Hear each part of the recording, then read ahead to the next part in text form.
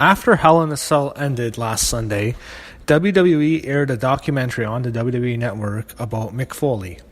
It's called Mick Foley, 20 Years of Hell, and it's going to be more of him reminiscing, I believe, about the match with The Undertaker in the Hell in a Cell at the King of the Ring 98, one of the most famous WWE matches of all time. The match, I think, made him an all-time legend. And I don't know if there's ever been a match more important to a wrestler's career as much as that match was to his, because that was just such a classic, such a memorable match. I also want to mention WWE they released another documentary. This one was on their Twitter and their YouTube. I watched it on Twitter. This was basically It was basically a documentary that featured audio interviews with Mick Foley, The Undertaker, and a whole bunch of people involved in the Hell in a Cell match, and they were just reminiscing about some of the spots in the Hell in a Cell. I thought that documentary is fantastic. You can find it. It's probably on. It's not on the network. You can get it for free even if you don't have a network subscription. So I wanted to mention that because I think it's going to be hard to top that because that was also a great documentary. But I wonder how much that will be included in this. But I just wanted to mention, I thought that was great. I mean, you never see The Undertaker open up like that.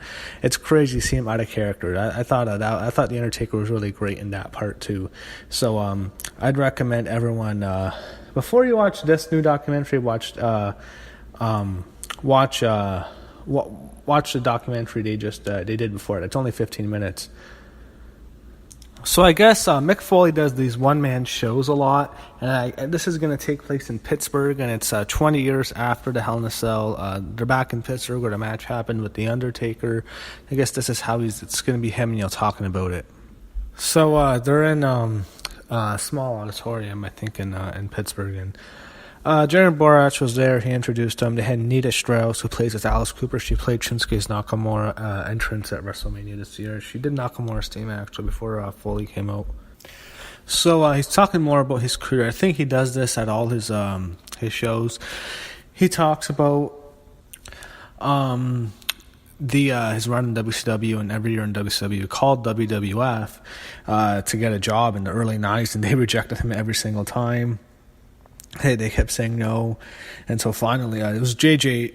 Dillon, the head of talent relations at the time. He kept rejecting him, and finally when Jim Ross was the head of talent relations, he gave him his job, and Vince wanted him to fail. And Mick Foley's opening time with Vince McMahon wants him to fail.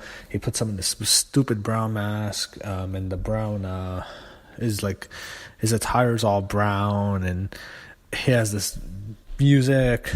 It's like Vince badly wanted this guy to fail, and you just know he still does this. There's certain guys who he wants to fail. It really sucks that he does that, but it is what it is. And he's talking a lot about his feud with The Undertaker in the early 96 when he beat him in the first two matches they had. He beat him at King of the Ring 96, and then he beat him at SummerSlam that same year in that infamous Boiler Room Brawl. Then he lost at I think it was Buried Alive. But then, they actually buried The Undertaker after the match. So he gets to the Cell match at The Undertaker, and he talks about so much. One of the things he talks about, he's told the story a million times. I know the story. It was Terry Funk who gave him the idea to start on top of the Cell. They were watching the original classic Undertaker Shawn Michaels Hell in a Cell from Bad Blood 97. Which was just a classic match, just an incredible, incredible match. And he was talking about all the crazy things they were doing.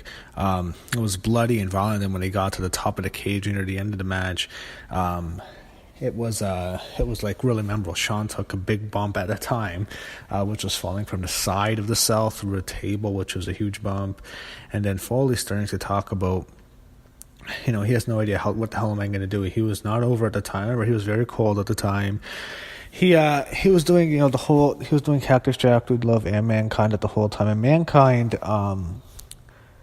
that character kind of was was easily at the time the least over of the three. People loved Cactus, and Dude Love was kind of the heel that you like to hate. Dude Love was cheating with Austin, and Mankind, I thought at the time was just the most boring character of the three. But he's Mankind again. He's aligned with Kane and Paul Bearer, and he just has no momentum right now. Kane was pushed as the top guy. He was clearly playing second fiddle to Kane with Paul Bearer as the manager.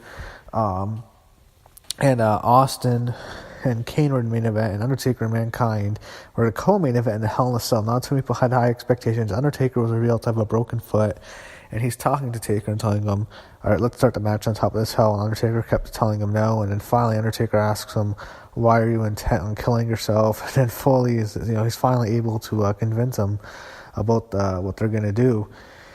And he talks to Vince, and he's told a story on the other documentary they produced, but he's talked to Vince. He told Vince, Vince asked him if he was already up on the cage, and he said no. And then he asks him, are you okay? Do you feel safe? And Foley said yes, which he lied to Vince. He lies to him twice.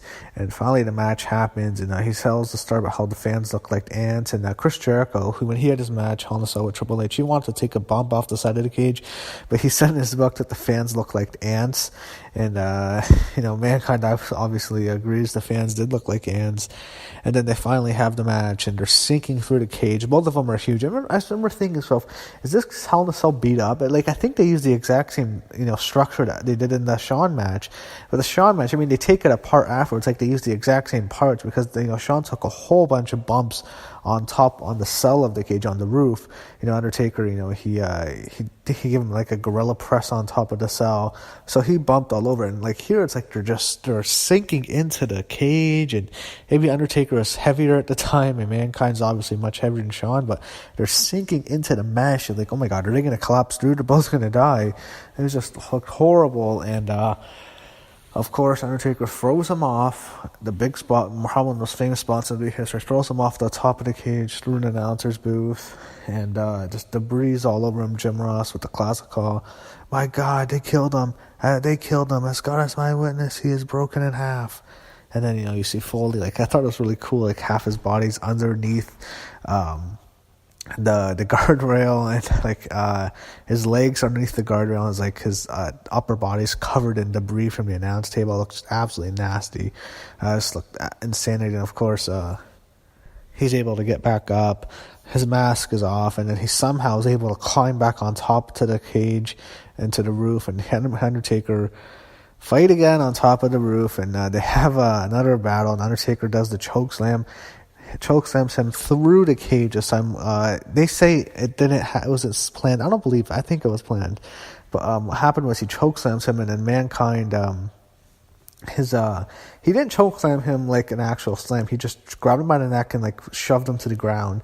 But Foley's his body weight, like, he crashes through one of the pods of the cell, like the roof of the cell, one of the beams, like there's a whole bunch of squares, how it's all set up, and one of them just, when he lands, it just smashes open. He falls to the ground.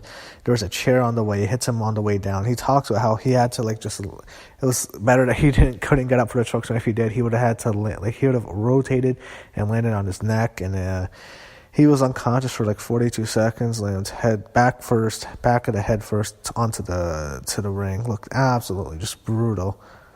He says the second one looked worse. I think it was because he's landing backwards, like on his head through a cage. The first one, like, it was planned, it was more planned out. He was in control. The second one looked just even worse.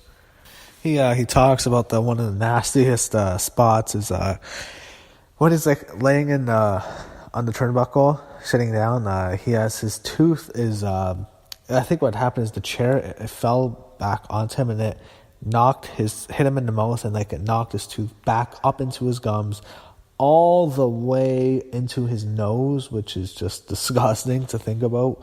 So one of his tooth is in his nose. It looks like a booger, but like it's actually the white is just his tooth is in his nose. So what he's trying to do is he's trying to stick his tongue in the wound, and there's this gigantic wound. He keeps trying to stick it into it to create an effect, and blood in his mouth. It looks like he's smiling. It's just nasty. It's really gross.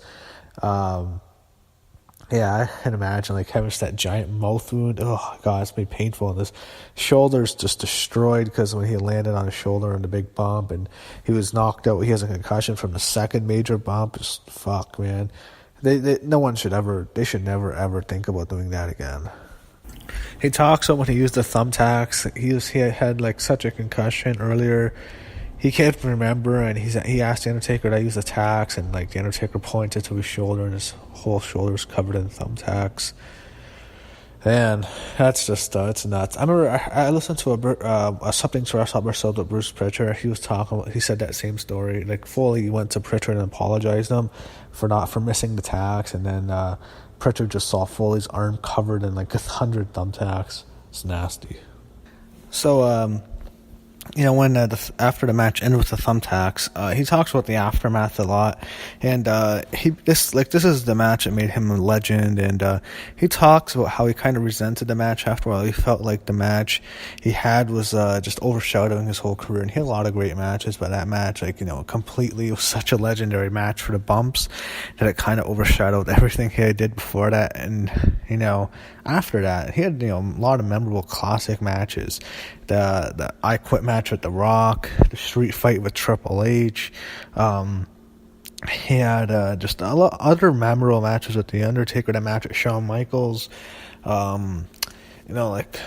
many. He had recent matches with Edge and Randy Orton. He's had so many classics, but just that match is so memorable, and he talks about how it came in his whole career, and then he told different stories of how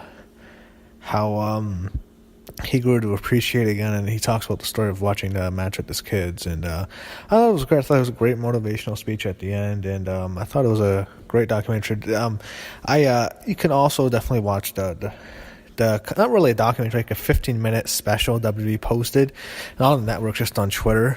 That was just great. I had Undertaker talking a lot about it too, so to review both of them were great, and definitely a great, memorable way to cap off the 20 years since the Hell in a Cell ended, since it was just Hell in a Cell, this pay-per-view. They waited to do it this week to release it. Just a great way to remember one of the most memorable matches in WWE history.